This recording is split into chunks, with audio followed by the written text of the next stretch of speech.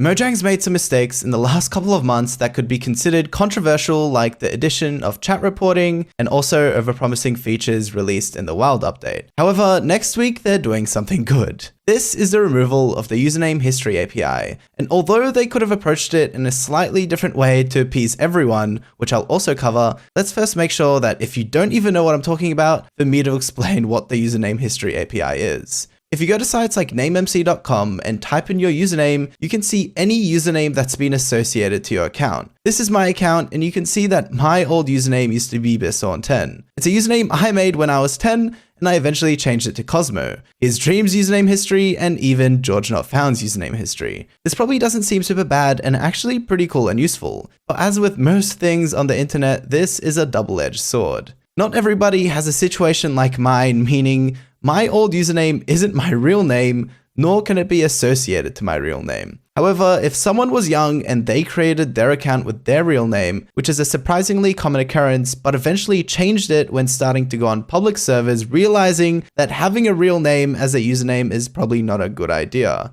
Unfortunately, this is where the sharp end of the sword comes in. Malicious players can look at their player history and potentially use that old username to search them up on sites like Facebook or Google to find real-life personal information on them. And they can do whatever they want with this information, dox you, or even maybe blackmail you. There's also less serious situations like maybe you made your account with a less than ideal name, but having matured and changing it down the line. Nobody likes getting called out over something they did half a decade ago, like many content creators do over decade-old tweets. There was even a situation where players were social engineering Mojang support into removing username history from accounts for monetary gain, because in the Minecraft username community, the less name changes an account has, the more valuable it becomes.